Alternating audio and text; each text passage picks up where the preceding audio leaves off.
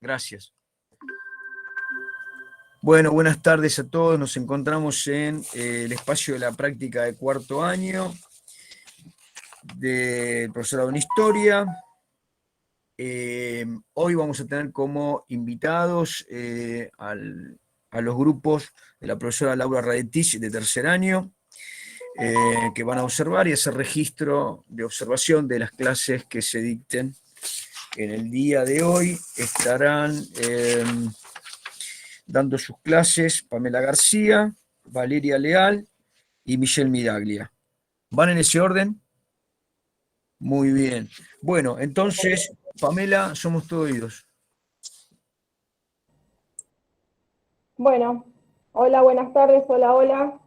Veo que la audiencia se ha agrandado, no sabía qué pasaba. Digo, me equivoqué de vínculo.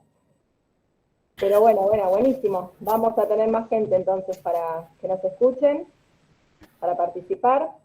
Vamos a comenzar la clase. Recuerden entonces que venimos de la clase de Política y Ciudadanía de quinto. Pamela, discúlpame, que hace falta una consigna. Sí, yo iba a decir exactamente lo mismo, Exactamente. explicarles un poquito a los compañeros de tercero. Dale, Patri, dale. Hola, ¿cómo están? Mi nombre es Patricia. Los compañeros de cuarto están haciendo sus clases en simulación. Eso implica que estas clases están pensadas para alumnos y alumnas de secundaria. El contenido está pensado y trabajado para ellos. Todos nosotros, que somos el auditorio, oficiamos de adolescentes, ustedes también, y los invitamos a que participen de las clases, porque se hacen mucho más dinámicas.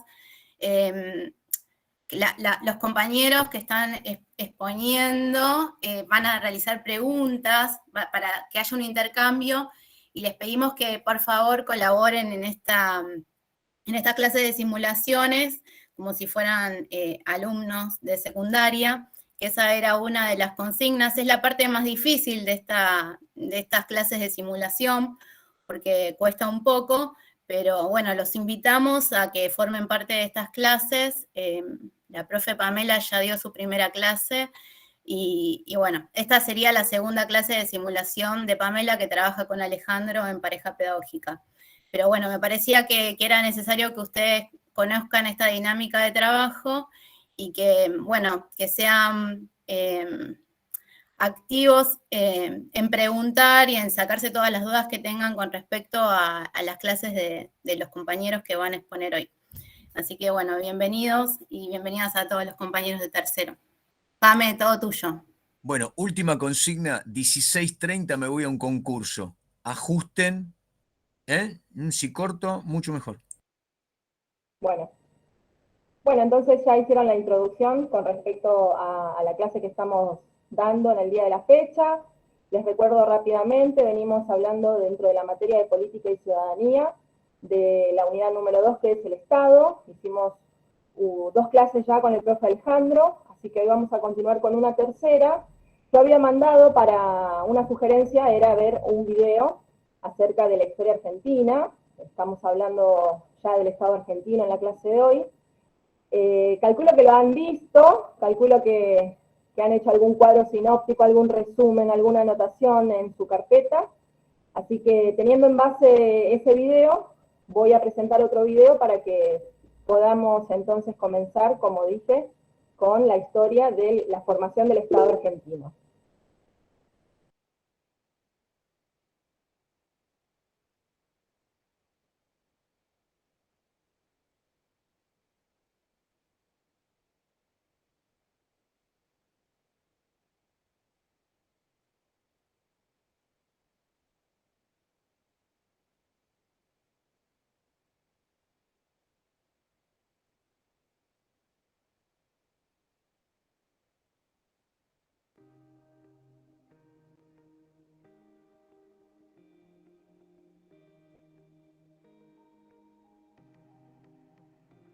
Muchas gracias.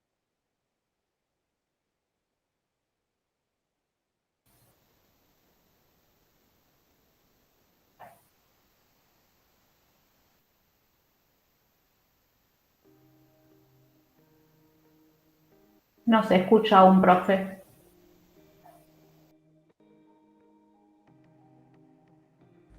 Muchas veces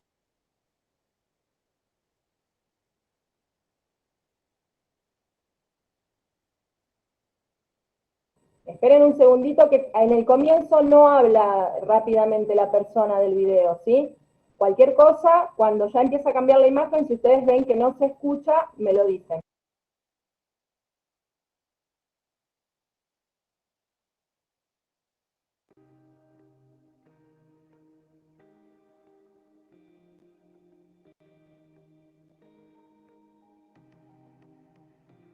Muchas veces usamos el concepto de nación para referirnos a un Estado, pero no significa lo mismo. Una nación es un grupo de personas que poseen una historia común, creencias, costumbres, un idioma, una religión y valores que la identifican. Y por el otro lado, un Estado está conformado por 3 elementos, que es el territorio delimitado y reconocido en el ámbito internacional, el gobierno, que se encarga de controlar y administrar los recursos del Estado, es quien toma las decisiones sobre el territorio nacional, provincial o municipal. Y la nación, que ya la definí anteriormente. La ley fundamental de Argentina es la Constitución Nacional. En ella se establece la estructura jurídica del Estado, el sistema y la forma de gobierno, los órganos de gobierno, los derechos y las garantías de los ciudadanos. La forma representativa de gobierno significa que nosotros elegimos a nuestros representantes mediante el voto. A partir de los 16 años ya los jóvenes pueden votar, pero no están obligados hasta los 18. Republicano significa que para evitar la concentración del poder se divide en 3 poderes: ejecutivo, legislativo y judicial. Federal significa que el Estado Nacional toma decisiones que se aplican a todo el territorio, a todo el país, pero a su vez existen estados provinciales que tienen su propia constitución, y a la vez esos estados provinciales se dividen en departamentos, como por ejemplo en el caso de La Rioja, de Mendoza, y en partidos en el caso de nuestra provincia, Buenos Aires. Cada partido tiene su intendente, cada provincia tiene su gobernador, y bueno, para todo el territorio nacional quien toma las decisiones es el presidente. Argentina se divide en 24 jurisdicciones, 23 provincias y la ciudad autónoma de Buenos Aires, que es la capital del país. Cada una de ellas tiene su propia constitución. Si bien cada ley fundamental provincial establece los derechos, los deberes y las garantías de los ciudadanos, esta debe estar en concordancia y en el marco de la Constitución Nacional.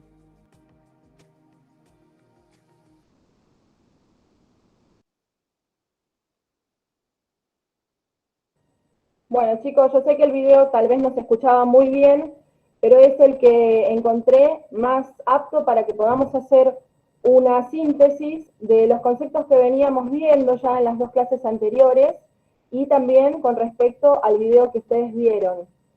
¿Alguno me puede decir cuáles son los conceptos que ya vimos? ¿Se animan a definirlos? ¿Se animan a hacer alguna relación con lo que ya venimos hablando de Estado, República?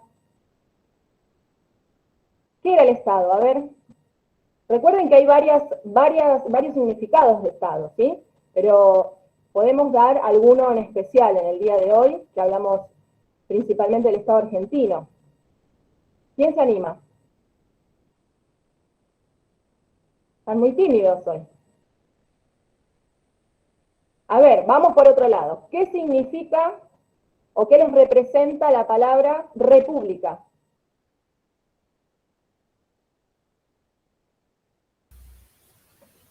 ¿Un sistema, profe, de gobierno? Sí, muy bien. ¿Cuál es la característica de la república? ¿Se acuerdan? Que lo vimos en la primera clase. La división de poderes. Perfecto, la división de poderes. ¿Cuáles eran esos 3 poderes? Ejecutivo, legislativo y no me acuerdo, profe, el otro. Judicial. A ver, ¿quién va a ir a votar el domingo, chicos? Yo cumplo mañana, 16. Perfecto. Capaz que entras en Somos noviembre. menores, profe. En noviembre capaz que ya apareces en el padrón, entonces. Bueno, la idea entonces es que estos conceptos de Estado, de República, la división de poderes, ¿sí?, los tengamos en claro. Nosotros los vimos en una forma general, ¿sí? Hoy los vamos a empezar a aplicar en lo que tiene que ver con respecto a nuestro país, al Estado argentino. Para ello vamos a hacer entonces nuestra clase. Vamos a empezar a presentar acá el PowerPoint, que ya les voy a compartir. Espérenme un segundito. Profe, también incluye límites geográficos. Exactamente, exactamente. El límite geográfico es súper importante, ¿por qué? Porque los estados modernos se conformaron en base a esto, ¿sí? A poder decir, bueno, hasta acá llega nuestro estado, hasta acá comienza el siguiente estado, el gobierno de nosotros llega hasta este límite, y generalmente los límites tienen que ver ¿con qué? A ver si se acuerdan, han hecho alguna clase de geografía. Con límites naturales, ¿sí? Con ríos, con montañas, cordilleras. Pero a veces es arbitrario, también. Muchas veces es arbitrario, exactamente. A ver, chicos, ¿están viendo lo que estoy compartiendo? ¿Lo logran ver? Sí. Sí. Perfecto. Aquí vamos entonces a comenzar a hablar del Estado argentino. Nosotros específicamente en la clase de hoy nos vamos a centrar en el proceso de formación del Estado argentino.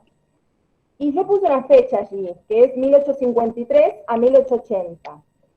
¿Alguno recuerda, según el video que tuvieron que ver para el día de hoy, qué es lo que pasó en el año 1853 como importante para nuestro país? ¿Qué es lo que se La Constitución. Muy bien, la Constitución Nacional, ¿sí? La Constitución Nacional que nos da entonces una idea ya de Estado. Yo puse aquí hasta 1880 porque es el periodo que nosotros vamos a hablar en el día de la fecha, pero obviamente el proceso de formación nacional demoró un poquito más de tiempo.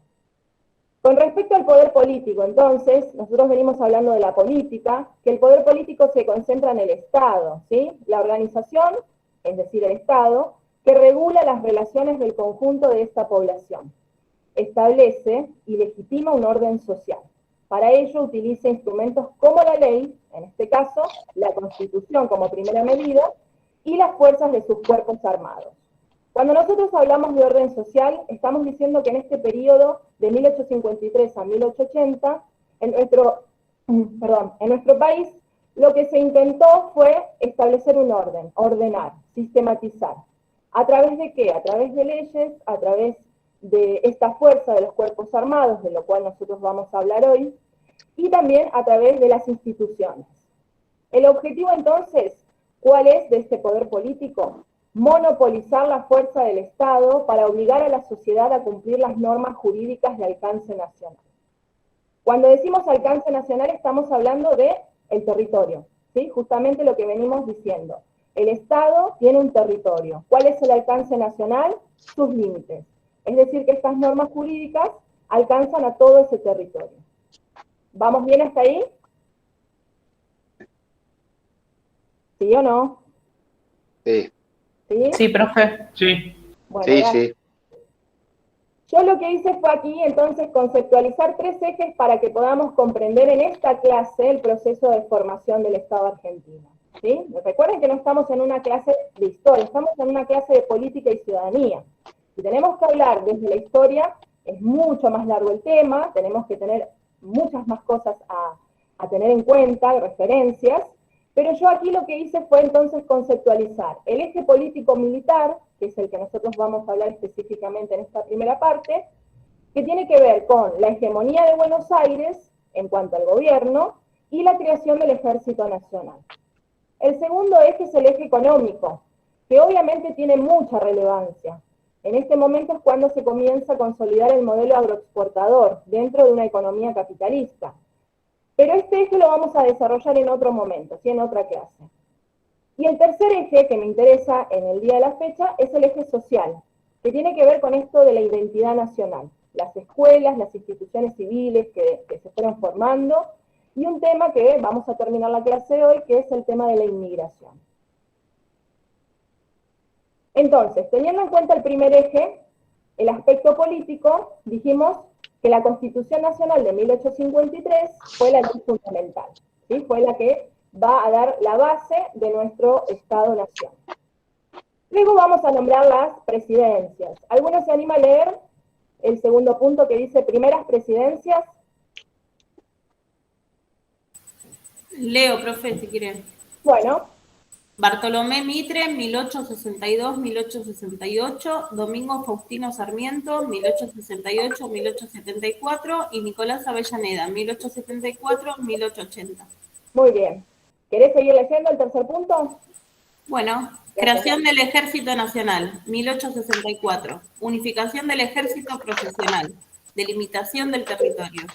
Muy bien, gracias, vale. Hasta acá me interesa aclarar una cosa importante. Si ustedes hicieron el resumen, si vieron el video, también hemos visto en toda la primaria, la secundaria, con respecto a la historia argentina, qué es lo que fue pasando con nuestra historia, ¿sí? Siempre nosotros hablamos de que hubo enfrentamientos, hubo batallas. Entonces, algo importante para decir es que en 1864 se va a unificar el ejército profesional. Esto no quita que antes no había ejércitos, o mejor dicho, lo dije mal. No había milicias, no había Guardia Nacional, como se llamaba, no existían cuerpos armados. Lo que se hace en esta fecha específicamente es profesionalizar el ejército. Y a partir de esa profesionalización que se le da al ejército, lo que se le hace también es darle este monopolio de la fuerza. Es decir, que a partir de aquí el ejército va a tener entonces el poder de actuar en el territorio nacional sin necesidad de rendir cuentas al gobierno nacional. ¿Por qué? Porque el que avala esas acciones es justamente el gobierno nacional. Ahora, nosotros también vamos a indicar en esta fecha como importante, en este periodo, la creación de las instituciones civiles, ¿sí? No solamente desde el plano militar, sino también desde el plano civil. Se van a crear el registro civil, el código de comercio, la ley de unificación monetaria, es decir, que va a haber una sola moneda a partir de este momento, y la ley de educación común, de la cual luego vamos a hablar. ¿Alguna pregunta, chicos? ¿Vamos bien? Sí, profesora. Muy bien, gracias. Profe Laura, consultita. Vale, escucho. La creación de las instituciones son para, o sea, para organizar la sociedad, para centralizar poder, para eso, ¿no? Para todo lo que estás diciendo, exactamente. Es para que el Estado, ¿sí?, tenga entonces una organización, porque el Estado no es solamente el gobierno, hay distintas esferas, hay distintas relaciones dentro del Estado. Sucede mismo ahora con la escuela, sucede lo mismo con las instituciones barriales. Entonces, estas instituciones civiles que se van a crear en esa época, muchas de las cuales perduran, son las instituciones que van a hacer que el habitante el habitante del territorio, que en ese momento estaba comenzando a sentirse como un miembro de este lugar, comience a participar y comience a ser un ciudadano. Pero ojo, en esta época no todos eran ciudadanos, no todos se sentían parte, ¿sí? Lo que se intentaba a través de estas instituciones era integrar a los habitantes a este gran Estado. Bueno, vamos a continuar, gracias a vos. Vamos a continuar con el ejército, como veníamos hablando, el ejército, la coacción. ¿Qué significa coacción? ¿Quién se anima a leer, chicos? Yo leo. La que quiera, chicas. No las veo, pero no sé quiénes son. La que quiera leer. Ejército y coacción. ¿Qué significa coacción? Empleo de la fuerza legítima para hacer cumplir las obligaciones y preceptos. Objetivo, cuidar y extender la frontera interna. Centralizar el poder en la élite gobernante y en el ejército. Muy bien. ¿Alguno se anima a explicar esto? ¿O ya pido mucho? ¿O qué entienden ustedes por esto que estamos leyendo acá con respecto a lo que estoy explicando del ejército? ¿Qué es lo que podemos pensar? ¿Qué es lo que podemos reflexionar? Miren las palabras principales: fuerza legítima. ¿Qué es lo que podemos decir con respecto a esto, a la coacción del ejército?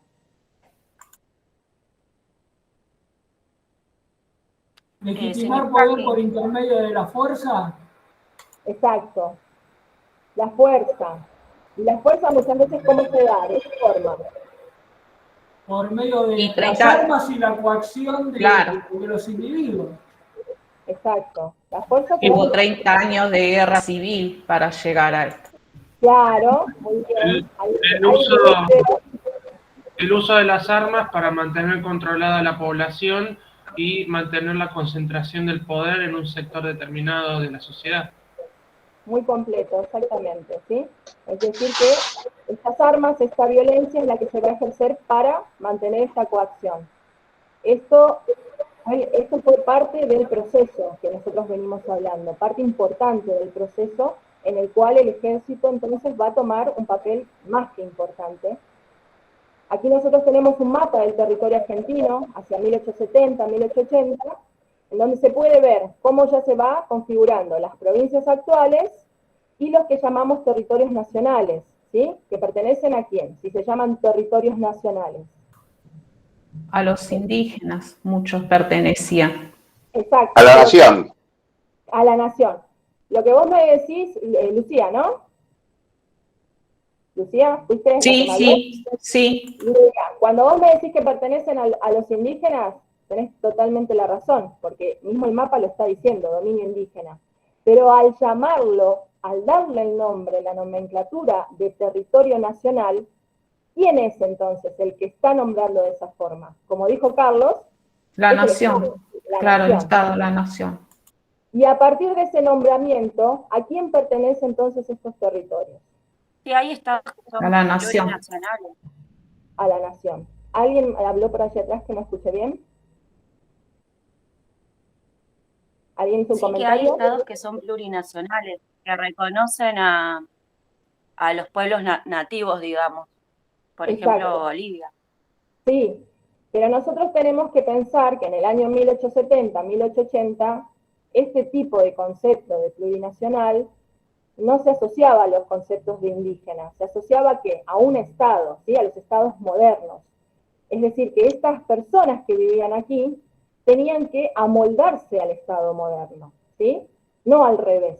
Nosotros hoy sí podemos hablar o decir que hay una inclusión que es distinta de la integración. ¿Por qué? Porque la integración lo que nos va a permitir es decir, bueno, los territorios son míos o son nuestros, los que están dentro de este territorio se tienen que amoldar a lo que nosotros decimos desde arriba. Ahora, cuando hablamos de inclusión, estamos diciendo que estamos reconociendo, valorando esos pueblos y que vamos a hacer todo lo posible para que ellos se sientan identificados con la nación y no al revés. ¿Se entiende más o menos? La escuela y el ejército. Claro, exactamente. Entonces, ahora que más o menos estamos viendo el tema del ejército, ¿sí? Digo más o menos porque hay mucho para hablar, pero en la clase no nos alcanza. Por eso me interesaba que empecemos hablando desde el aspecto político. Me interesa ahora que pasemos al aspecto social, porque están entrelazados, ¿sí? Todo está entrelazado. Si bien yo digo, bueno, hay tres ejes, obviamente que esto es arbitrario para que lo podamos entender y lo podamos estudiar. A ver, ¿quién se anima a leer el aspecto social? ¿Quién se anima a participar? ¿Alguien que no haya leído? Si quieres yo puedo leer, no hay problema. Dale, te escucho. Aspecto social. La idea de ordenamiento a través de las instituciones civiles y la formación de una identidad social, vinculando al habitante del territorio desde la concepción de ciudadano, fue base del origen de nuestra nación argentina, entendiendo como tal la integración de todas las esferas de la sociedad, aunque en la práctica no fue real. Muy bien, muchas gracias. Acá entonces estamos hablando de la sistematización de esta idea de ordenamiento, ¿sí? ¿Para qué se dan estas instituciones civiles? Para ordenar, para decir, bueno, aquí ya está el Estado presente. Como por ejemplo, bien dijeron, la escuela, que nosotros ahora lo vamos a desarrollar un poquito más. Esta formación de identidad nacional es la que va a lograr entonces que el habitante, ¿sí?, se sienta dentro de esta concepción de ciudadanos. Si bien hablar de ciudadanos en 1880 no es lo mismo que hablarlo en 1930, que hablarlo hoy día. ¿Por qué? Porque si bien el ciudadano está inmerso, está dentro de esta sociedad civil y del Estado, el ciudadano tiene siempre requisitos para hacerlo. Hoy día nosotros dijimos al comienzo de la clase, ¿quién va a ir a votar? Sabemos que si ustedes de verdad tuvieran entre 16, 17, 15 años, algunos ya pudieran votar. Pero bueno, hace muchos años atrás esto era inimaginable, ¿sí? Pensar que un adolescente iba a votar, mucho más hacia atrás, pensar que una mujer iba a votar, y en esta época, los que votaban eran los de la élite, eran los que se elegían entre ellos mismos, ¿sí? Entonces, es importante que cuando nosotros estudiamos, leemos estos conceptos que son de alcance no tienen tiempo, ¿sí? Son totalmente asincrónicos. No es lo mismo hablar de ciudadano hoy que hablar hace 150 años atrás. ¿Me van siguiendo, chicos? Sí, profesora. Sí, profe. Entonces, con respecto a esta identidad nacional, que también va sujeta a esta formación del Estado, quiero ver cómo voy de tiempo, con respecto a la identidad nacional, este mecanismo de control ya se lo toma de otra forma, ¿sí? Es un control simbólico. ¿Para qué? Para crear la identidad, para afianzarla, para transmitirla. Entonces ahí es donde fue necesario afianzar esta pertenencia de la población, que como bien dijo la compañera, creo que era Mariana, era heterogénea, y lo sigue siendo. ¿Para qué? Para que logren tener un sentido de nacionalidad, es decir, entrar en esta nacionalidad. ¿Cuál era el objetivo de todo esto? El objetivo era garantizar el mayor acatamiento al orden establecido. Este fue el objetivo principal, ¿sí? El objetivo primario de todas estas instituciones. Aquí vamos a hablar un poquito de la escuela, porque, por ejemplo, el sistema educativo es el que buscó homogeneizar a la población desigual, auspiciada por el Estado, y algo muy importante que va a pasar aquí, es que no se tenía en cuenta la asociación religiosa, es decir, que empezaron a haber escuelas que son de carácter laico. Por ello se dictó la Ley de Educación Común en el año 1884, la Ley 1420, que va a establecer la educación primaria, laica, ¿sí? Es decir, que no tiene carácter religioso, y obligatoria. A partir de allí, entonces, la escuela buscaría actuar sobre el imaginario simbólico, creando ideales compartidos que daban la sensación de igualdad. Yo puse aquí una imagen de símbolos patrios, por decir la bandera y el himno, pero sabemos que hay muchas otras cosas más que tienen que ver con los símbolos patrios, que tienen que ver con la simbología, que nos hacen pensar cuando decimos soy argentino. A ver, ¿qué se les ocurre a ustedes? La escarapela, los mapas que se usaban en los colegios. Muy bien. Algo más, ¿qué puede ser? El deporte puede ser, por ejemplo, también, ¿no? El mate, profe. El mate, tal cual. Cada El mate, himno. el himno. Las fiestas patrias. Las fiestas patrias, la forma de hablar, los modismos que tenemos. ¿Algo más se les ocurre? Somos muy particulares los argentinos en algunas cosas. Pero tenemos que salir un poquito de eso de hablar y de decir que el argentino es Buenos Aires, o seguir centralizándolas acá, ¿sí? Porque pasa eso también, que cuando uno escucha a alguien de afuera, que dice, ah, este es argentino, ¿sí? Porque dijo tal cosa o habló de tal otra forma. Sí, pero ojo, que no todos hablamos iguales, no todos pensamos iguales, no todos tenemos los mismos modismos, ¿eh? El famoso asado, bueno, pero hay otras comidas también, ¿eh? Hay otras formas de vincularse con la identidad nacional. Creo que ya tengo que empezar a cerrar mi clase, así que vamos a ir cerrando esta clase. A mí me interesa que dentro de este aspecto social que estamos viendo, también hagamos hincapié en otra faceta importante que fue en ese momento, que es el tema de la inmigración. Yo ahora les voy a compartir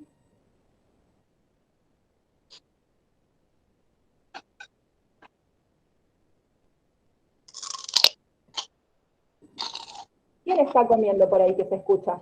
Me está tentando. Había un micrófono abierto con alguien comiendo. Yo tan nerviosa que no puedo hablar y ustedes, qué lindo que puedan comer y ver la clase. Chicos, ¿me escuchan ahí? Sí, sí, se escucha, o sea, la calidad de sonido es un poquito que cuesta un poco, pero se escucha. Ok. ¿Se puede ver? Perfecto, profe. Sí, se ve bien. ¿Sí? Genial. Mazo. Mazo. ¿Alguien puede leer lo que se ve en pantalla? Sí, sí, lo que dice acá, gobernar es poblar, sí se ve. Perfecto. Bueno, vamos a comenzar entonces con estas diapositivas que tienen que ver con el tema de la inmigración. Me voy a acercar más al micrófono porque yo estoy usando el micrófono de la cámara, no tengo otro dispositivo. Así que cualquier cosa, si no me escuchan bien, me lo dicen, ¿ok? Yo los escucho perfecto a ustedes. Bueno, venimos diciendo entonces que con respecto a la formación del Estado-Nación, tenemos que hablar que es muy importante la hegemonía de Buenos Aires, como históricamente ya lo vimos. Tenemos que hablar que es muy importante el rol, el papel que tuvo el Ejército Nacional.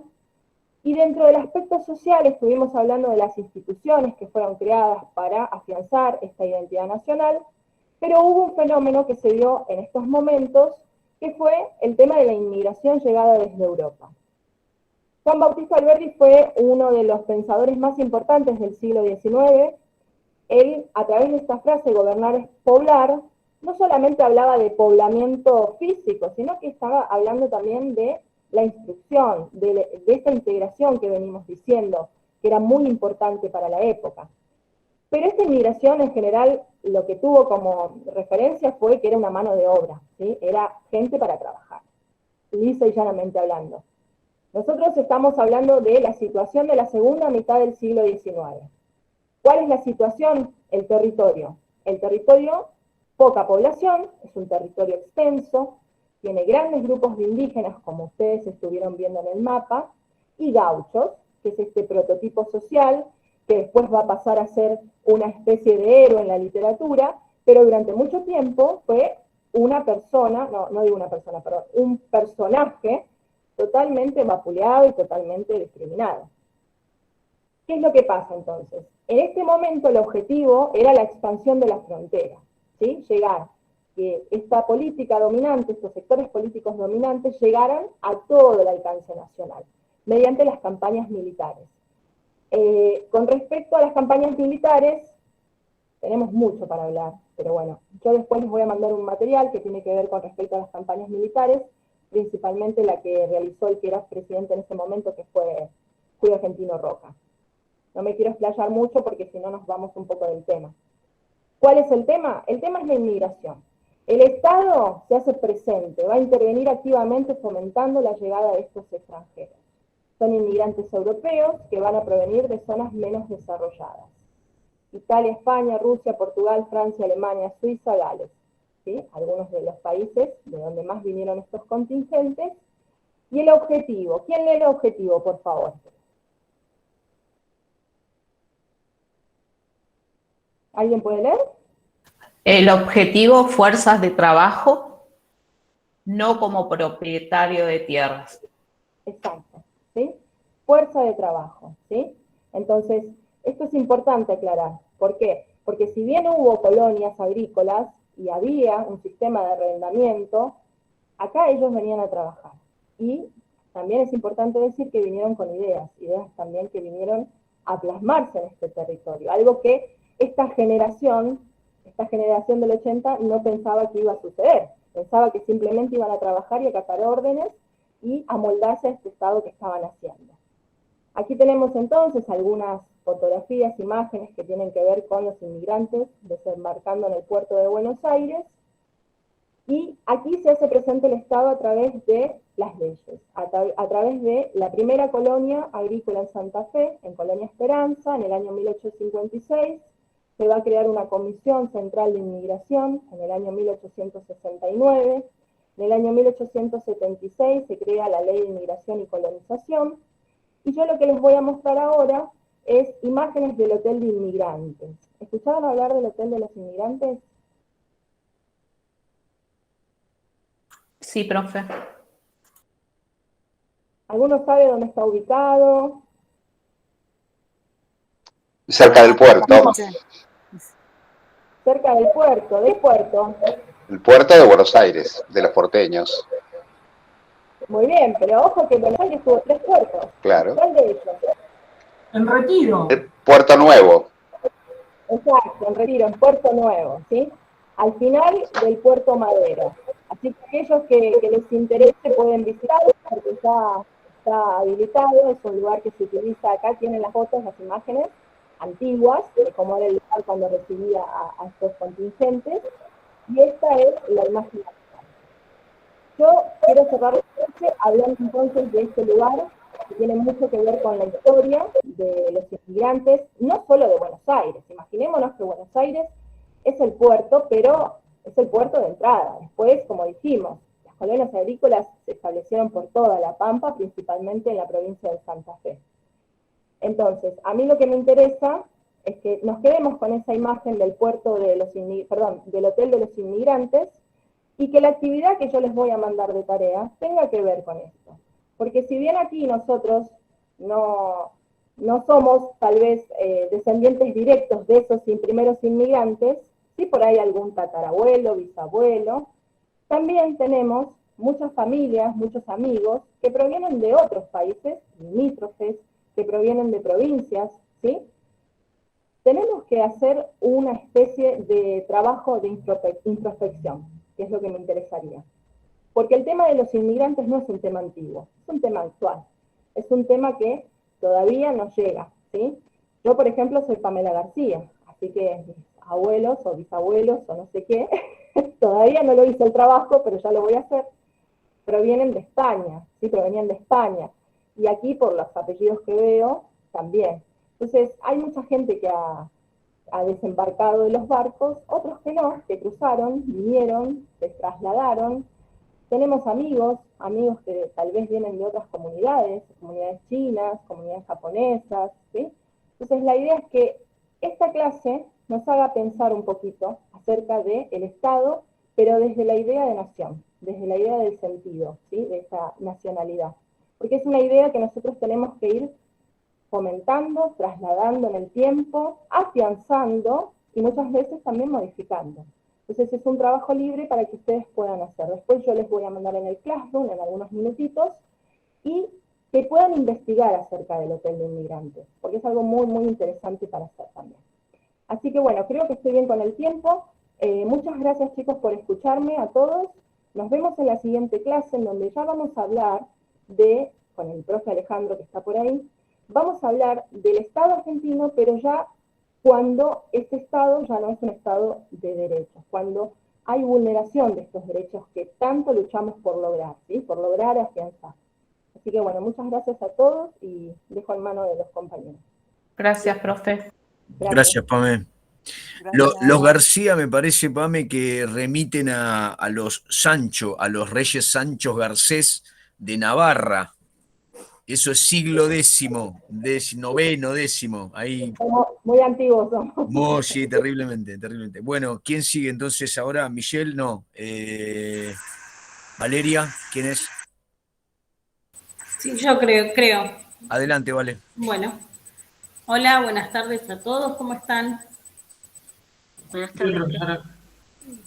Voy a recordar para los compañeros nuevos que estamos en el diseño curricular de cuarto año, la unidad número 2, que corresponde a la Primera Guerra Mundial.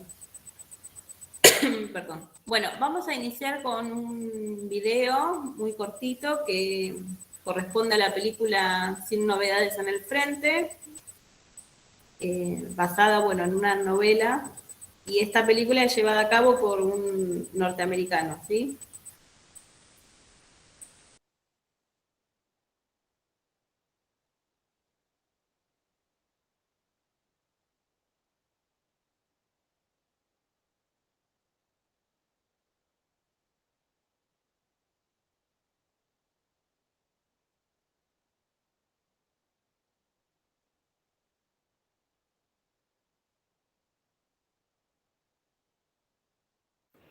¿Y cómo se empieza una guerra? Bueno, un país ofende a otro. ¿Cómo puede ofender un país a otro? ¿Una montaña alemana se pone a insultar a una montaña francesa? Serás idiota. La gente se ofende entre sí. Ah, pues entonces no sé qué hago aquí. No me siento ofendido. Los vagabundos como tú no cuentan. Bien, entonces me voy ahora mismo. ¿Qué se te ocurra? ¿Quieres que te fusilen? El Kaiser y yo... El Kaiser y yo pensamos lo mismo de esta guerra. Ninguno la queríamos, así que me voy a casa. Él ya está allí. Alguien la habrá querido. Tal vez los ingleses. No. No quiero matar a ningún inglés. No había visto ninguno hasta que vine. Y supongo que la mayoría tampoco había visto hasta ahora a un alemán. No. Seguro que nadie les preguntó. No. Bueno. Entonces alguien saldrá ganando. Ni yo ni el Kaiser. Yo creo que el Kaiser sí quería la guerra. ¿A qué viene eso? No veo la razón. El Kaiser tiene cuanto necesita. Pero no ha tenido ninguna guerra. Todo gran emperador necesita una para hacerse famoso. Así es la historia. Sí, y los generales. Necesitan guerras y los industriales se hacen ricos. Yo creo que es más como una fiebre. Nadie la quiere en realidad. Pero de pronto... Ahí está. Nosotros no la queríamos, los ingleses tampoco. Y aquí estamos luchando. Yo tengo la solución. Cuando se aproximase una guerra, deberíamos acordonar un gran campo... Y vender entradas. Sí. Y... al llegar el día, llevar a todos los reyes a sus gabinetes y a sus generales. Ponerlos en el medio en calzoncillos, dejar que se peleasen a porrazo limpio y que ganase el mejor. Vaya. Buena idea.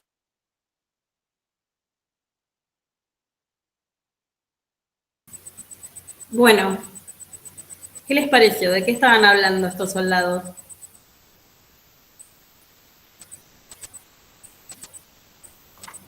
De la teoría de cómo comenzaba una guerra.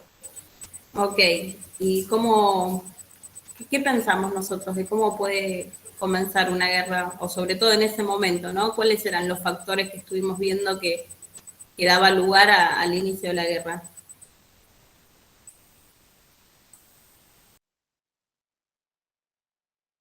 Y la disputa por territorio. Muy bien, sí, la disputa por territorio, el concepto de imperialismo. Y cuando hace mención al Kaiser, ¿a quién se refiere? El Kaiser era Hitler, si no me equivoco. No, nosotros No, estamos no, en la Perdón. Era el emperador alemán del Segundo Reich, o sea, el imperio alemán a finales del siglo XIX, principios del XX. Sí. Tenés razón, Tommy, perdón. Sí, Tomás, Guillermo II. Bueno, nosotros lo que vamos a estar viendo hoy es la entrada de Estados Unidos a la guerra, ¿no? Y este video me parecía interesante para que nosotros podamos pensar los diferentes factores que llevaron a distintas potencias a entrar en la guerra. Aunque el factor más importante era el económico, además del territorio, como dijeron, hubo distintos motivos en cada una de las potencias, ¿no? Bueno, ahora les voy a pasar a contar un poquito cómo estaba Europa en ese momento y cómo Estados Unidos decide ingresar a esta gran guerra que es la Primera Guerra Mundial.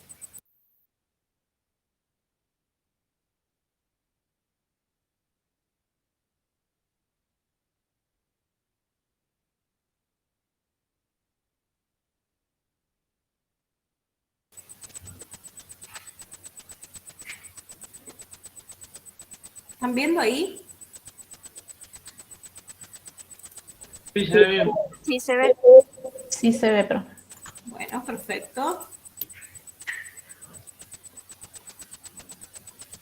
Bueno, nosotros hasta aquí lo que estuvimos viendo es los antecedentes de la guerra, el periodo de la paz armada. Con la compañera Yelén estuvieron viendo lo que sería la primera y segunda fase, la guerra de movimientos, de trincheras, de posiciones. Nosotros hoy vamos a iniciar lo que sería la tercera fase, ¿sí? Lo que se llama la crisis de 1917. Europa en este momento, en 1917, estaba transcurriendo el tercer año de la guerra, ¿sí?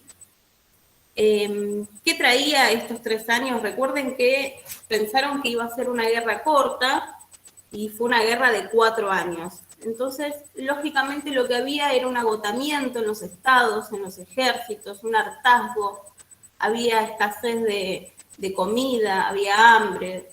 ya había muchos enfermos. Bueno, había una crisis en todos los territorios europeos, en algunos más, en otros menos, porque vamos a tener el caso de Rusia, que va a ser muy, muy fuerte, las huelgas ahí, pero lo que se está viviendo es un agotamiento, ¿no? Una crisis. Pensemos que toda la concentración económica estaba pensada en disposición de la guerra. Entonces los civiles, los ciudadanos que vivían en el día a día, que habían quedado cada uno en sus naciones, no tenían un respaldo del Estado, porque estaba todo enfocado en la guerra. Y luego de 3 años ya el agotamiento empezaba a notarse mucho. Ahora, nos vamos a América, en Estados Unidos específicamente. Vamos a tener este señor Wilson, que es presidente de los Estados Unidos de 1913 a 1921. En el año 1916 va a ganar la reelección bajo el lema de "Él nos mantuvo lejos de la guerra". Este lema corresponde a la neutralidad que tenía Estados Unidos. Estados Unidos durante la guerra se había mantenido neutral y había decidido estar fuera del conflicto. Lo que no quería decir que no tuviera una posición tomada, porque mientras estaba fuera del conflicto, fuera del campo de batalla, digamos, por otro lado, tomaba posición, porque abastecía y financiaba a las potencias de los aliados, ¿sí? Ahora, nos tenemos que preguntar entonces, si esta neutralidad era tan beneficiosa para Estados Unidos, ¿por qué decide entrar en la guerra? Bueno, va a haber 2 motivos, 2 factores fundamentales. En el mar, todo lo que correspondía a la navegación de alimentos, de armamentos, todo estaba en su mayoría en manos de los aliados, ¿sí? Francia, Gran Bretaña. Entonces Alemania, para compensar esa situación, decide declarar una guerra marítima. Y acá nos vamos a encontrar con un emblemático buque, que es el Lusitania, ¿sí? Que va a ser atacado por un submarino alemán. ¿Por qué? Porque Alemania directamente declara que va a atacar a barcos civiles, comerciales, de guerra, a todo lo que él considere que va a estar transportando algo que beneficie a sus oponentes. Pero ¿qué pasa con este Lusitania cuando es atacado? Es atacado con 2 torpedos, ¿no? Uno por acá y el otro por acá. Se hunde y en una de esas víctimas fatales, de los muertos, van a ser ciudadanos estadounidenses. Entonces, esta situación ya pone a Estados Unidos en una posición de empezar a evaluar esa neutralidad, porque los ciudadanos estadounidenses empiezan a notar mucho malestar con esto, porque es no solo una ofensa, sino que empieza a ser los primeros muertos estadounidenses en los momentos de la guerra. Ahora, el otro factor, y quizás el más importante porque detona esta situación, va a ser el telegrama Zimmermann. El telegrama Zimmermann es un telegrama enviado desde Alemania, lo envía el ministro alemán al canciller que tenía en México, ¿sí? Acá ven que está dirigido a México, y bueno, ustedes ven que está en números esto, porque era un telegrama cifrado, quiere decir codificado, eran códigos los que se enviaban. Pero la inteligencia británica logra interceptar este telegrama, logra traducirlo, y una vez traducido se lo envían a Wilson, el presidente de Estados Unidos. ¿Qué decía este telegrama? Bueno, este telegrama decía: tenemos la intención de comenzar la guerra submarina sin restricciones a partir del 1 de febrero. Intentaremos que los Estados Unidos se mantengan neutrales. Si no podemos lograrlo, le ofrecemos a ustedes, México, una alianza con los siguientes puntos: guerra conjunta, tratado de paz conjunto, generosa ayuda financiera y acuerdo por nuestra parte de que México podrá reconquistar los territorios de Texas, Nueva México y Arizona perdidos en el pasado. Bueno, hasta aquí, ¿qué es lo que estamos viendo? Alemania, ¿qué es lo que le está ofreciendo a México? Primero, una conspiración en contra de Estados Unidos. En contra de Estados Unidos. Y a cambio, ¿qué le ofrecen? Ayuda financiera. Ok. ¿Alguien quiere seguir leyendo a partir de dejo los detalles o prefieren que lo lea?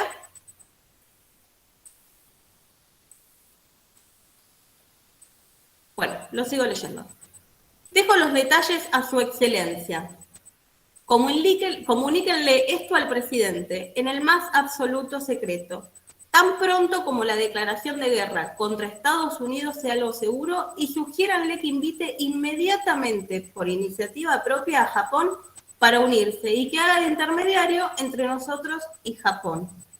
Adviértanle al presidente que el uso despiadado de nuestros submarinos ofrece ahora la perspectiva de que Inglaterra sea forzada a la paz en pocos meses. Acuse recibo Zimmerman. Bueno, ¿qué es lo que veía Alemania o proponía Alemania? Era una conspiración en contra de Estados Unidos. Le ofrecía a México, que no es casual por la ubicación geográfica, ¿no?, de México, le ofrecía, bueno, una ayuda financiera, recuperar los territorios que había perdido, y le dice, y de paso, haceme de intermediario con Japón, y nosotros tres podemos estar en bloque por si Estados Unidos deja de tener esta neutralidad, que ya empezaba como a sentirse que Estados Unidos iba a dejar esta neutralidad, sobre todo después de lo que fue el Lusitania. Bueno, este telegrama a México no lo responde. Zimmerman termina declarando que sí, este telegrama lo envió, porque al principio decía que no. La inteligencia británica lo intercepta, lo traduce, se lo envía a Wilson, y Wilson, después ya de este telegrama, más los muertos estadounidenses de Lusitania, dice, bueno, llegó el momento, tenemos que entrar a la guerra. ¿Hasta acá vamos bien? Sí, profe, se entiende. Bueno, igual vamos a hacer un resumen. Estados Unidos tenía neutralidad ante la guerra. Alemania incumplía con el acuerdo de no hundir más barcos. En ese no cumplir el acuerdo está el hundimiento de Lusitania, el telegrama de Zimmerman. Ya la opinión pública en Estados Unidos, aquello que antes valoraban, que era la neutralidad, él nos mantuvo lejos de la guerra, ya ahora empieza a tener una presión pública, Wilson, ¿no? Como ya no podemos soportar esto, y Estados Unidos decide el 6 de abril de 1917 ingresar a la guerra. Pensemos que va a ser un año que Estados Unidos va a estar plenamente en la guerra. Pues termina en 1918 y Estados Unidos entra plenamente en 1917. Pero, igual, aunque fue poco el tiempo, fue mucho lo que reconfiguró, lo que cambió la entrada de Estados Unidos.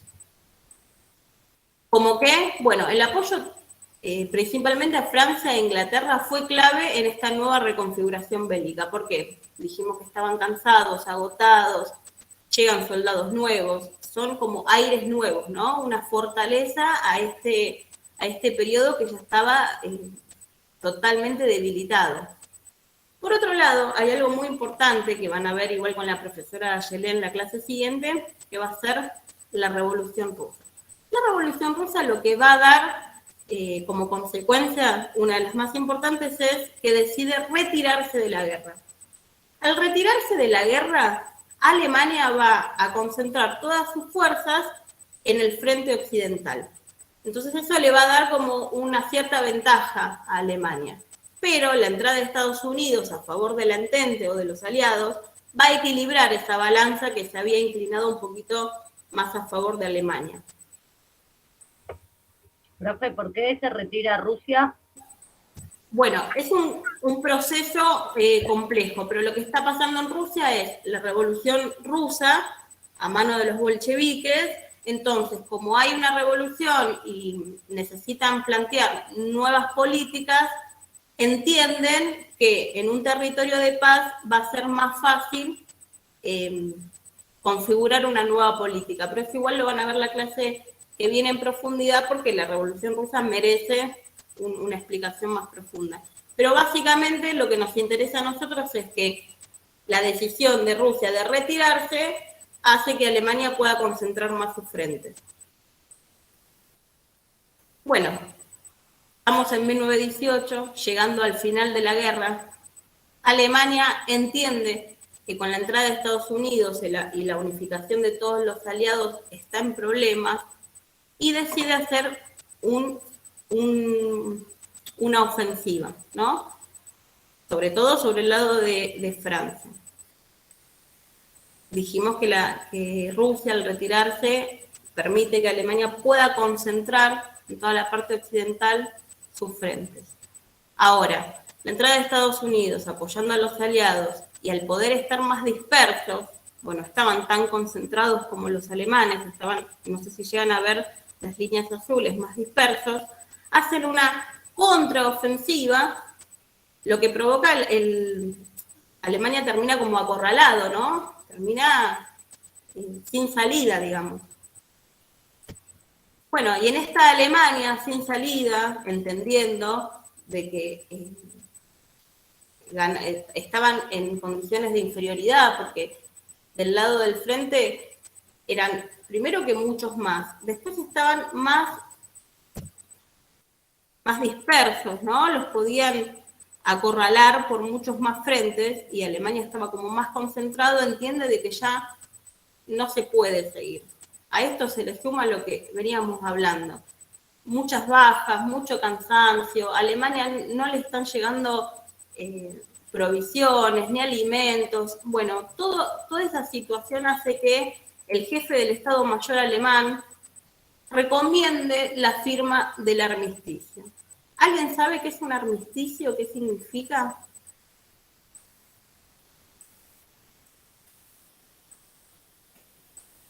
Hola. ¿Puede ser como el Tratado de Versalles? Bueno, puede ser, pero no. El Tratado de Versalles es muy... ¿Tomás fue? ¿O no te veo? Sí, estoy acá. Bueno, me olvidé de decirles que hablen directamente, que no veo. Bueno, muy bien, Tomás. El Tratado de Versalles va a ser un tratado justamente de paz.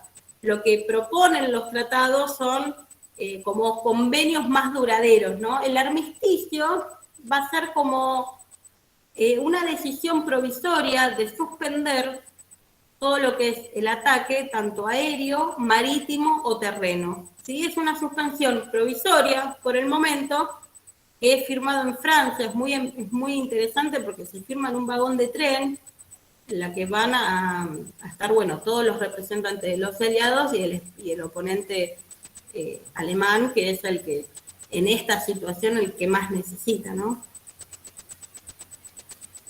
Bueno, ahora me gustaría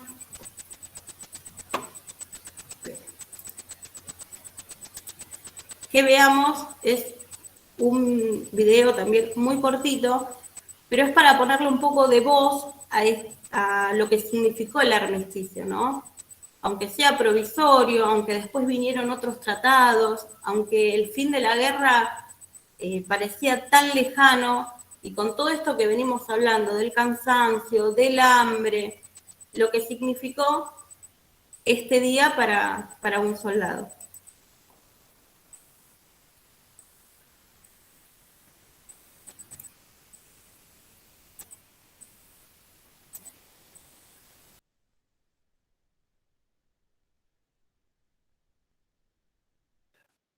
My grandfather lived in Eltham, and he went through the First World War as on the Western Front.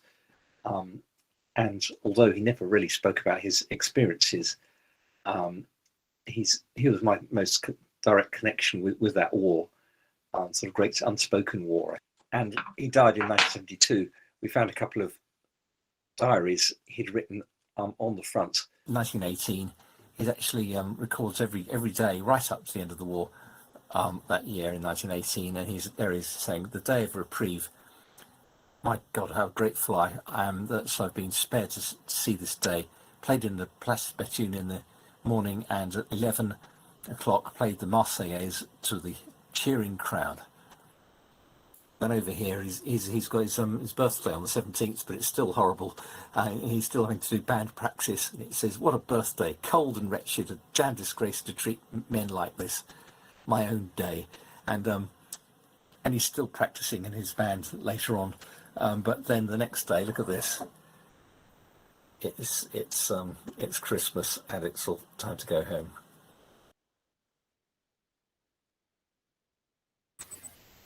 Bueno, ¿entienden?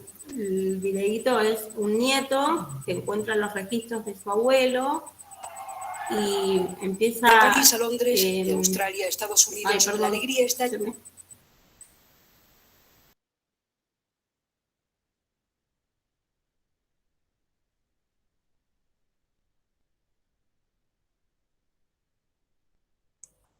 Creo que se le salió la llamada. Se desconectó, sí, se desconectó. Bueno. Debe haber querido cerrar el video y se cerró ella. Y se cerró, correcto, sí, sí. Esperemos un minuto que seguramente va a reconectar.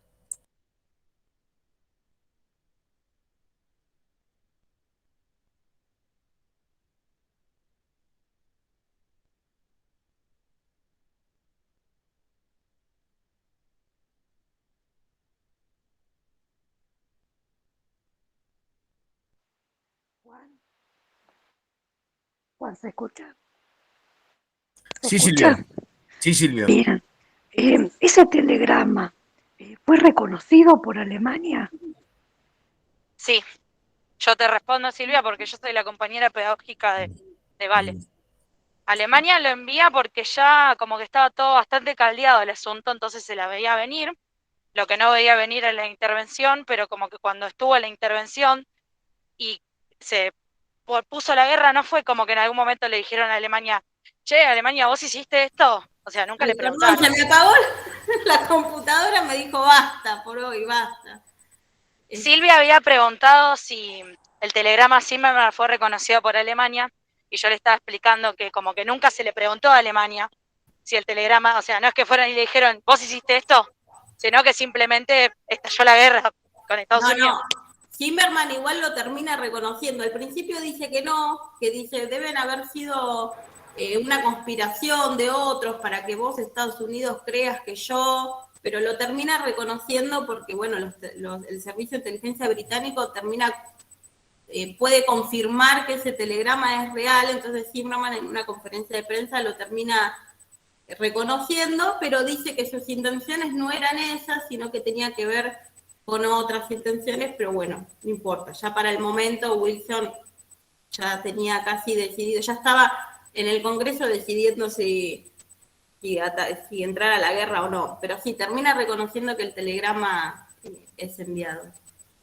Bueno, volviendo al videito final, lo del armisticio, lo que yo quería era ponerle un poco de voz a esto que por ahí hablamos, vemos con mapas, con números, con cifras, pero un poquito de intentar de entender lo que se vivía en ese momento, ¿no? Tan importante las fuentes históricas que es a puño y letra de un soldado francés diciendo y sintiendo lo que fue el 18 de noviembre de 1918, donde se firma el armisticio. Ahí cuando en el video dice que igual siguió tocando con la banda, ¿no? La Marcela, que igual seguía viendo horror alrededor, no es que se firmó ese armisticio y se terminó todo, tardó mucho en reconstruirse todo lo que había pasado, pero las consecuencias igual vamos a verlas en la clase siguiente, después de la Revolución Rusa, y así que ahí en las consecuencias vamos a ver un poco esto, ¿no? Lo que sintieron los soldados después. Y ahora por último les voy a mostrar muy rápidamente una red que hice, que es, están marcados los ejes de estas clases y de las clases que vimos, para que cuando puedan ver las actividades que les dejé, estos ejes les sirvan para identificar, para reconocer qué es lo más importante o qué es lo que necesitamos que nos quede bien claro. Se los muestro un segundito.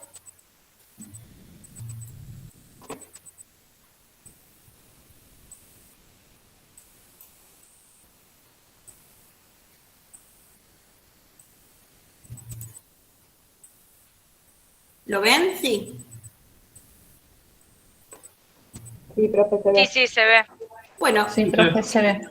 tenemos los ejes del contexto, los factores de por qué Estados Unidos deja de ser neutral y bueno, y las características de su ingreso a la guerra total. Estos son los ejes que cuando hagan las actividades me gustaría que lo tengan a mano para poder identificar, porque van a encontrar otros datos, otros temas que hacen a la cuestión y que son importantes, pero estos son los ejes que necesito que ustedes tengan en claro y que tengan a mano.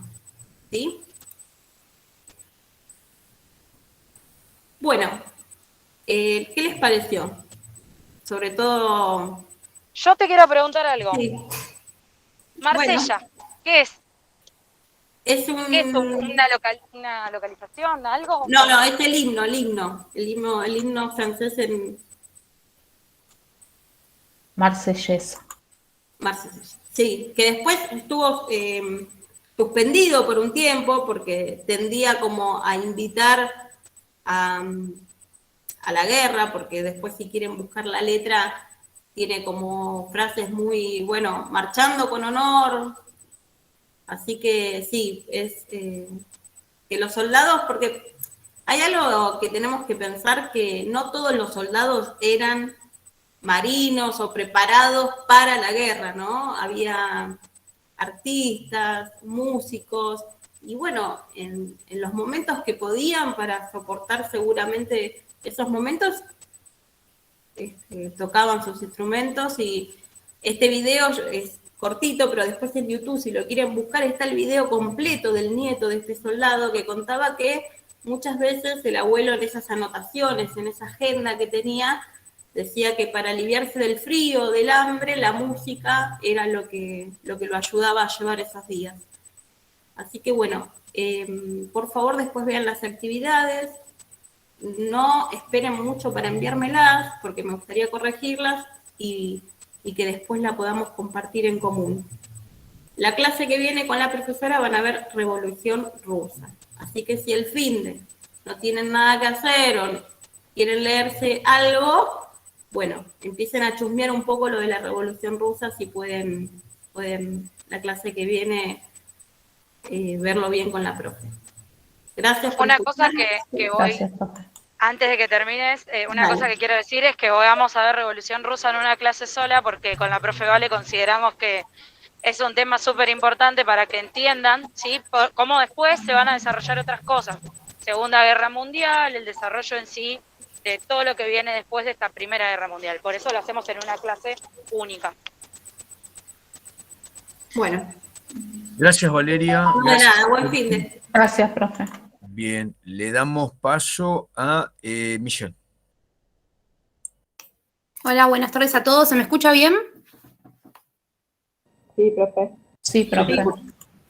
Bueno, me presento, mi nombre es Michelle. En la clase anterior habíamos tratado el tema de imperialismo. Estas clases están orientadas a un cuarto año. Y hoy nos toca hablar de la segunda revolución industrial.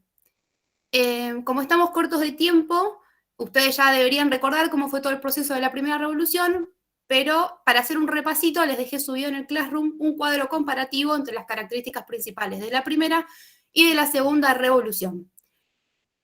En la clase anterior hablamos de imperialismo, que era una de las consecuencias del imperialismo había sido la segunda revolución industrial. Entonces les pido por favor que, como es un tema nuevo, tomen apuntes y presten atención, porque vamos a tratar en esta clase las características fundamentales de todo este periodo. Así que empiezo compartiéndoles mi pantalla.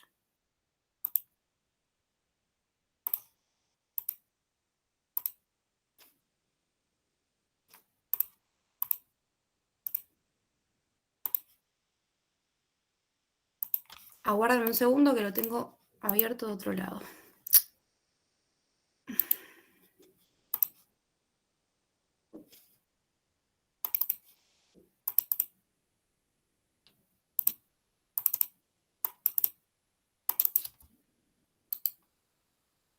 No se ve ahí, ¿no?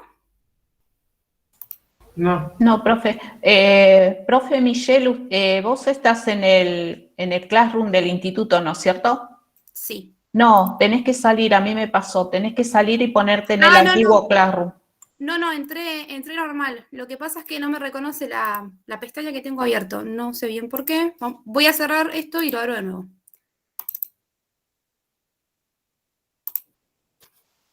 Sé que a una compañera le había pasado lo mismo el otro día.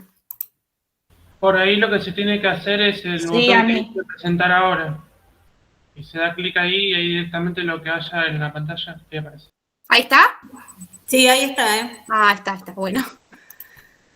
Bien, bueno, vamos a empezar con este tema. Me gustaría ponerlo en completo, pero de este lado no me aparece la opción. Ahí está mejor. Bueno, para hablar de la segunda revolución industrial nos vamos a referir al periodo de 1850 a 1914. Dentro de las causas nos vamos a encontrar con una revolución agraria, es decir, si bien el campo estaba en constante expansión y había mucho trabajo, la gente empieza a moverse a las ciudades porque busca incorporarse al sistema de fábricas que en cierta forma le daba algunos beneficios. Así que es una época de mucho trabajo y de mucha migración de un movimiento al otro. Es por eso que hubo otras de las causas el crecimiento demográfico. La gente va a empezar a abandonar los campos para trabajar cada vez más cerca de las urbes y se empiezan a configurar las primeras grandes ciudades. El gran motor de esta segunda parte de la revolución industrial es el pensamiento capitalista. Todo va a estar orientado en producir más a cualquier tipo de costo. Entonces, este pensamiento capitalista motiva a que haya nuevas tecnologías, a que se descubran nuevas energías, se empieza a usar el petróleo, la energía eléctrica. Estamos en un periodo donde ya la tecnología avanzó mucho más de lo que fue el primero. El gran protagonista de este periodo va a ser el ferrocarril. Si bien es repetitivo, siempre que hablamos de revolución industrial, hablamos del ferrocarril, en este momento tenemos que entender que el ferrocarril va a ser el símbolo del progreso. ¿Por qué? Porque por primera vez se va a conectar absolutamente el progreso a través de la expansión del ferrocarril. Los países americanos van a empezar a contraer deudas para poder traerlo y tenerlo en sus tierras. Argentina va a ser uno de los países que va a tener el ferrocarril financiado por Inglaterra, y es así como este ferrocarril va a simbolizar el progreso tecnológico y va a unir a todos los países en el mercado mundial. Entonces, cuando hablamos del ferrocarril, no es solamente un avance tecnológico para producir, sino también que fue una forma de integración para todos los países de la época. Bien, y en este periodo tenemos mucha tecnología, el ferrocarril conectando todas las ciudades y los diferentes países, entonces empiezan a formar grandes empresas. ¿Por qué?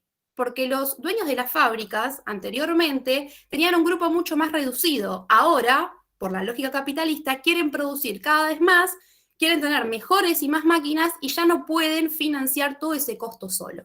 Entonces, como dice acá la presentación, se originan grupos económicos que controlan una actividad o conjunto de ellas. Estos grupos obtuvieron grandes beneficios económicos y ejercieron influencia sobre los gobiernos. Estos grupos eran los dueños de fábricas y casi siempre eran financieras de bancos. Entonces se unen los banqueros y se unen las fábricas y se forman por primera vez las grandes empresas que son como las que tenemos hoy en día. Estas empresas van a tener un poder económico y no van a tener un poder político legítimo, pero sí van a empezar a hacer presión sobre los gobiernos porque ellos son los que van a manejar los precios del mercado.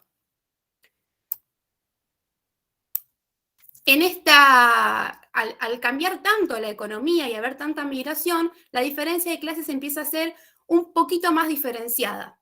Ahora, en este momento, nos vamos a encontrar con una alta burguesía que va a estar formada por los grandes comerciantes, los dueños de bancos y las empresas, por una pequeña burguesía, que es lo que conocemos hoy en día como la clase media. Por lo general son los pequeños comerciantes, banqueros, artistas, y después la clase obrera, que va a estar formada por los trabajadores industriales y los campesinos pobres. Esta clase obrera va a ser la que luego va a formar los sindicatos y va a luchar por sus derechos laborales, porque son la clase más desfavorecida en todo este proceso.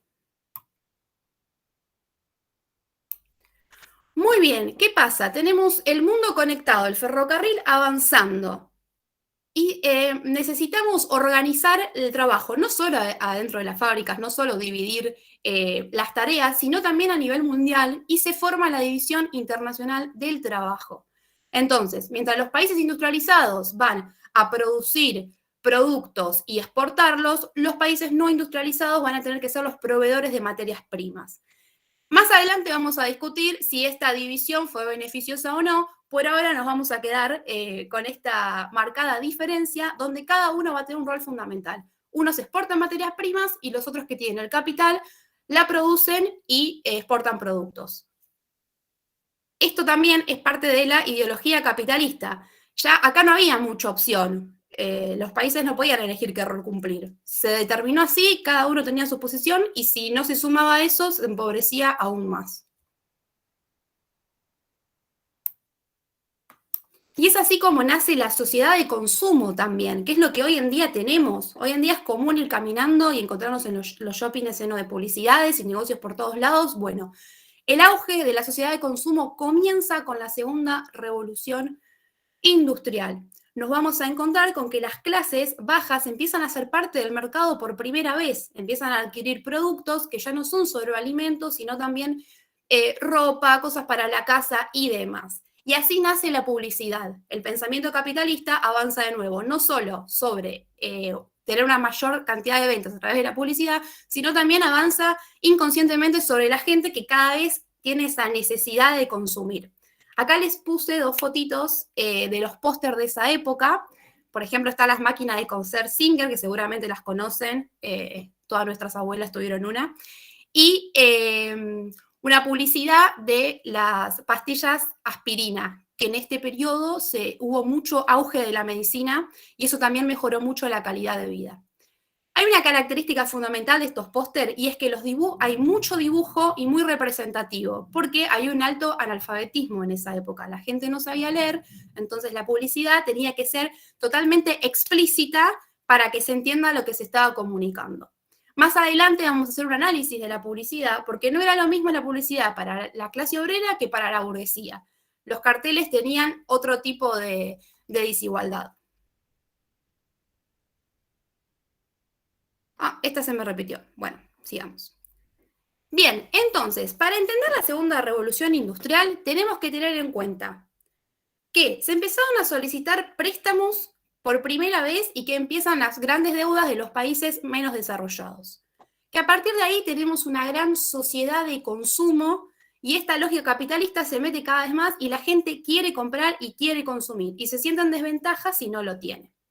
Tenemos la División Internacional del Trabajo que interviene y pone a cada país a producir lo que tiene que producir y no hay mucho movimiento. Si a vos tocó exportar materias primas, lo más posible es que exportes materias primas por un largo tiempo.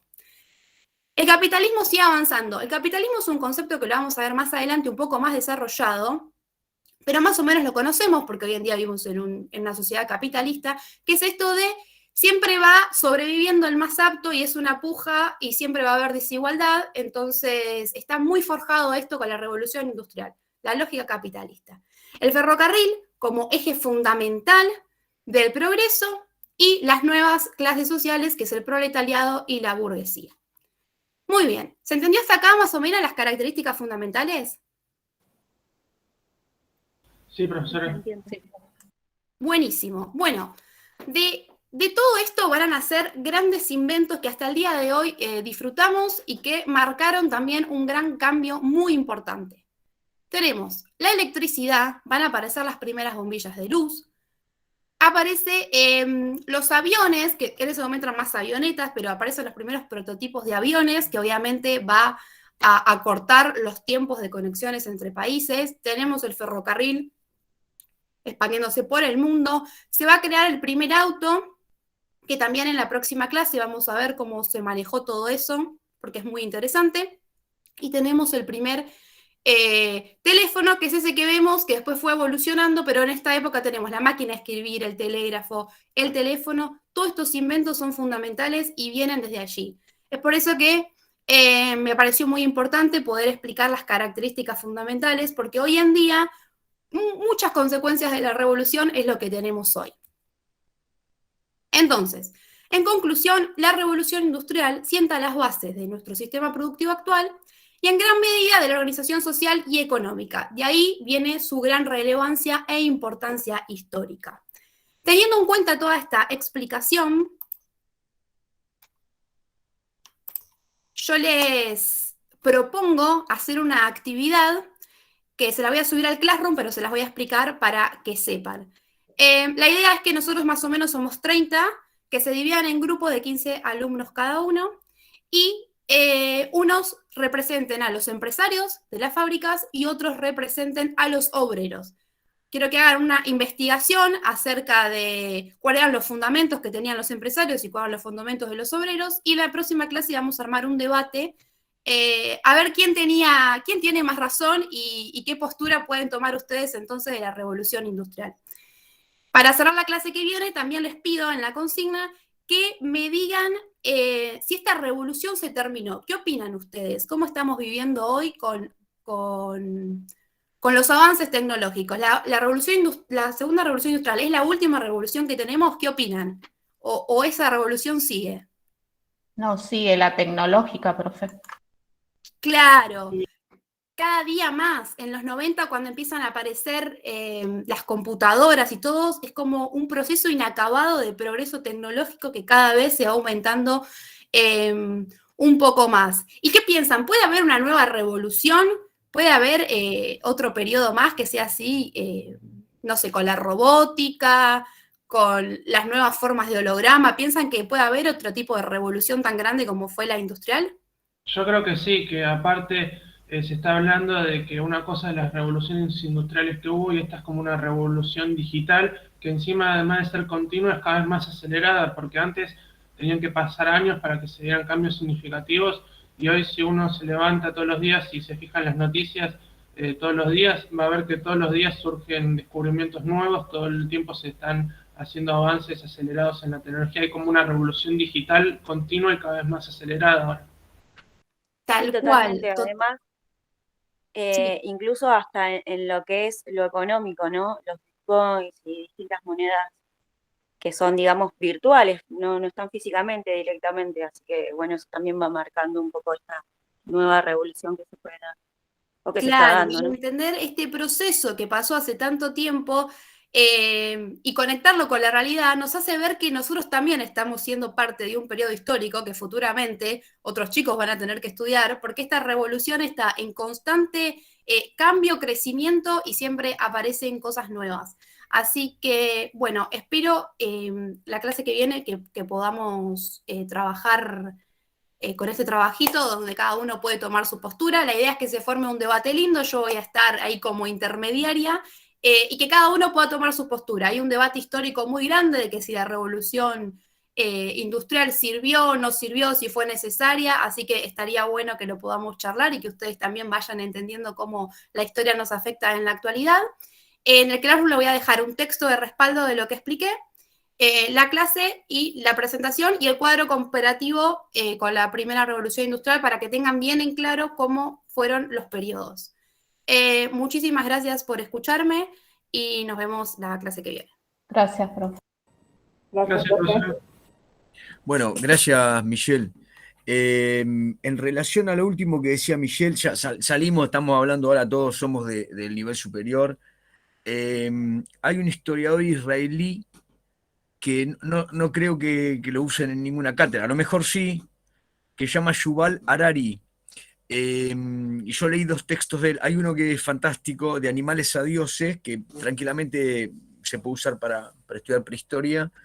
Tiene una mirada, diría, biohistórica, ¿no? Biohistórica, que es realmente muy disruptivo. Y otro que se llama Lecciones para el siglo XXI, y el que estoy leyendo se llama Homo Deus, y justamente habla de lo que proponía Michelle y decía Tomás, que estamos en una transición acelerada, pero por ahí el punto es el de la inteligencia artificial. El ítem es la inteligencia artificial. Digamos, nosotros, nuestra sociedad que tiene décadas de atraso, entramos ahora en hablar de la sociedad del conocimiento. En otras sociedades ese debate se dio por lo menos hace 15 años. Pero el tema de la inteligencia artificial vinculada con un montón de temas que son éticos, ¿no? ¿Hasta qué punto se puede llevar a la práctica algunas intrusiones al mundo natural? Es decir, intervenir en el curso de la mutación, ¿no? de la extensión de la vida. Hay una cantidad de temas que seguramente son muy, muy complejos que van a venir como debate en el próximo tiempo. Sí, Facundo. Sábato hablaba de la moralidad en la ciencia, ¿no?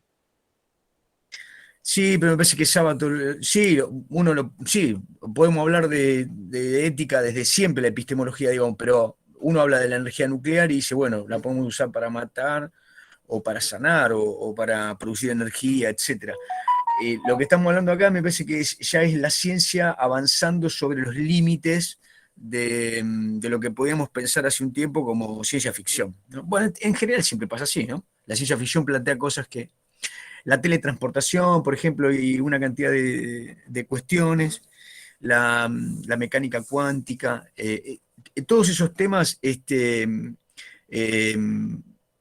es un escenario que está presente, digamos, ¿no? Bueno, ¿qué les pareció? Me gustaría escucharlo, aunque sea 2 minutitos, a los compañeros que se sumaron hoy, los estudiantes En particular a mí me pareció que fue una clase por parte de los profesores, por los practicantes de cuarto, muy participativa a nivel general. A mí me gustó mucho y se nota que tenían bien estudiados los temas, no titubearon, hablaron con tranquilidad, no, la voz estaba segura, me gustó en general. También estaba muy acompañado de recursos, profe. La verdad sirvió mucho la clase. Bueno, sí, a mí me agradaron toda la prolijidad con la que estaba presentado todas las diapositivas de PowerPoint, como por ejemplo algunas diapositivas tenían ítems y a la vez esos ítems tenían otros subítems y cómo se utilizaba eso para después profundizar en forma de explicación, se buscaba la participación, se le daba a los alumnos elementos para que se les generaran interrogantes, para que a la vez haya una devolución. La verdad a mí me agradó. Bueno, me alegro. Yo me refería no concretamente a avanzar sobre las clases en particular, cada uno de ustedes hará un registro, ¿no? No, me refería a si están bien, si se sintieron cómodos, digamos, desde el punto de vista personal. Bueno, para cerrar, lo que les quería plantear es que por ahí vamos a seguir en el chat, como les dije, si hay novedades sobre suplencias, pero de cualquier modo, digamos, las clases que ustedes están con nosotros y vamos observando, en la medida que surjan dudas y demás, las iremos viendo en ese chat. De no mediar ninguna novedad, los estaremos viendo el lunes a la misma hora por este canal. Recuerden que aquellos que no se pueden unir me lo hacen saber anticipadamente, acordamos algo, las clases van a estar, esta se está grabando obviamente, la voy a subir al Classroom, únanse al Classroom cuanto antes, igual lo tienen por WhatsApp, la grilla, digamos, el formato que Patricia les planteó, y como les dije, eventualmente, tenga novedad o no de la situación de Laura o del suplente, creo que en algún momento nos podemos hacer un ratito, por ahí media hora, para charlar específicamente en qué puntos habían quedado con Laura, porque también eso necesita una continuidad. Y yo sé que esto que hicieron hoy, estamos en práctica, pero seguramente no es la continuidad de lo que estaban haciendo con Laura. Entonces, ahí los voy a citar, ¿sí? ¿Les parece? Perfecto, Sí, te quería hacer una consulta. Sí. Con respecto a las observaciones que hay que ir realizando. Estas fueron 3 clases. ¿Hay que hacer las observaciones de las 3 clases o solamente una? No, sí, sepárenlas porque nos interesa. La idea yo fui tomando anotación de cada una de las clases, puse horario de inicio, cuando termina, y bueno, las anotaciones de cada una, obviamente. Vamos a hacerlas por separado porque después le vamos a pedir que ustedes las suban o lo subiremos nosotros, porque también es un insumo para que los que dieron sus clases tengan una mirada más. Esa es la idea, que hacer circular todas las miradas. Perfecto, gracias. Bien, recuerden que las pueden volver a ver. Digo, no les quiero prometer nada. Puede ser que mañana, puede ser que el domingo. El sábado y domingo pongo todo, digamos, trato de poner todo para empezar después el lunes, ¿no? Pero por ahí me puedo demorar un poquito, ténganme paciencia. Bueno, les mando un saludo, como siempre, gracias Patricia. ¿Usted mandó invitación a Perdón, Tomás, adelante, sí, Tomás. Sí, profesor, yo quería preguntar, entonces el lunes de la semana que viene a la misma hora tenemos también de vuelta que observar más clases y anotar las observaciones, ¿no? Exactamente, digamos, si no media una convocatoria, yo no les aviso, vamos a seguir el lunes en el mismo enlace, nos encontramos. Fíjense que el cronograma que le enviamos al grupo de WhatsApp figura, van a ser otros estudiantes del espacio, otros practicantes de cuarto, los que van a hacer sus simulaciones. Después el otro viernes y el otro lunes. Esa es la secuencia que tenemos. Vamos a ver si en el medio, si continuamos con esto, hasta que yo no les avise, sigamos así. ¿Les parece? De acuerdo, tengo 2 preguntas más y no le quito más tiempo. 2 preguntas. ¿Eh? Adelante, Tomás, que sean cortitas. No, está bien. Mi otra pregunta es, estas observaciones que anotamos, ¿para cuándo habría que entregarlas? Vayan, la verdad no les pusimos fecha, la verdad que no les queremos poner una fecha y entrar en el tema de ansiedad. Váyanla haciendo en la medida de lo posible. Las simulaciones de clase de esta segunda parte terminan el 24 de septiembre. Si todo continúa así, terminamos las simulaciones esa fecha. Después de esa fecha, ustedes entregarían el Word con todas las observaciones realizadas. Los invitamos a que entren al Classroom de tercero, que puedan ver todas las actividades que fuimos haciendo con los compañeros para que vean más o menos la dinámica de trabajo de la cátedra, y cualquier duda nos consultan. Pero tranquilidad a la hora de hacer las observaciones, porque no es un trabajo que se lo vamos a pedir un día para el otro, sino que una vez terminada las simulaciones de cuarto, ustedes van a tener un tiempo para poder entregar esto y después sociabilizarlo con los compañeros de cuarto, que esa es la intención de todo esto. Para cerrar, bueno, que sea un trabajo que a ustedes también los enriquezca en las prácticas. Yo quiero, Tomás, a partir de lo que vos preguntaste y lo que respondió Patricia, yo también les quiero adelantar que el trabajo de planificación territorial, de vuelta a la presencialidad de las prácticas docentes y las prácticas profesionalizantes, implicó un trabajo que comenzó en agosto. Con esto no quiero justificar nada, pero digamos, el Estado provincial nos planteó la vuelta en agosto, con lo cual ustedes saben que las negociaciones con las escuelas secundarias, que tienen muchísimos problemas para volver a la presencialidad por el cumplimiento del protocolo y por un montón de cuestiones que existen en las escuelas, infraestructurales y demás, es una complicación. Las escuelas secundarias no están abiertas todas para que los institutos podamos ir. Hay una planificación de algunas escuelas para ir. Esto prolongó el periodo de planificación para ir a las escuelas. Pero además con una adicional se nos planteó desde las jefaturas que primero tuviera prioridad cuarto año y en la medida de lo posible terceros. El caso de Laura Radetich es que ella, como trabaja en la técnica 2 y hace años que lleva practicantes ahí, tenía un poco encriptado su trabajo, un poco armado, pero bueno, por obvias razones que ustedes conocen, no se puede ir a la técnica 2, de ninguna manera. Entonces, para que ustedes pudieran hacer una experiencia presencial, alguien, que en este caso soy yo, porque no hay suplente todavía, tendría que pensar en una planificación de presencialidad, cosa que al momento es más que difícil. Porque yo tendría que relevar la disponibilidad de ustedes, porque tendríamos que relevar los horarios, porque tendríamos que encontrar lugares en las escuelas, que en realidad lo hemos encontrado con bastante dificultad. Diego Curiel, y quien les habla, lo hemos encontrado con bastante dificultad. Sí, con la última clase que tuvimos con la profesora Radetich, nos habían dado los libros de manual de secundario para que sacáramos fotos a la unidad que quisiéramos, el tema de la unidad que quisiéramos utilizar, y nos habían dicho que teníamos que hacer 2 planificaciones, una para clase virtual y otra para clase presencial. O sea, mi pregunta es si con esas 2 planificaciones, virtual y presencial, que teníamos que hacer, ¿hay una fecha de entrega ya definida o por ahora no? No sé. La profesora Radetich me envió a mí un breve lineamiento que le pedí para poder volver sobre la continuidad del trabajo que tienen ustedes. pero entiendan que la continuidad del trabajo con ustedes implica sumarlos a ustedes al trabajo que ya tenemos, Diego, en el caso o en el caso mío. Con lo cual se hace muy problemático ensamblar. Vamos a hacer todo lo posible para que ustedes tengan, al menos, con seguridad, una experiencia tal como la que ustedes vieron hoy. Es decir, que ustedes planifiquen y que ustedes tengan sus clases en simulación con un auditorio y que puedan verse después grabada su clase y, bueno, y acudir a la lectura de las miradas de otros, y entre ellas serán las nuestras, la de Patri y la mía.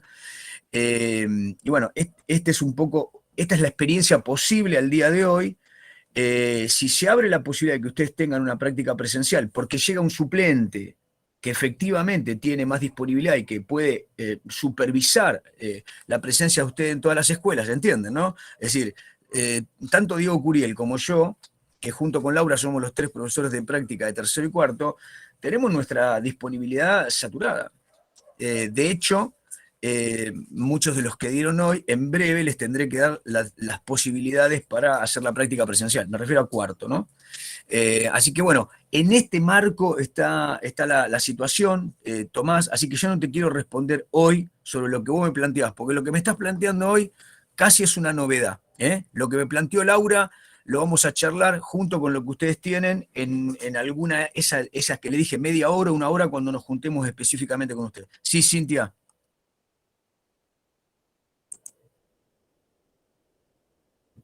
Cintia.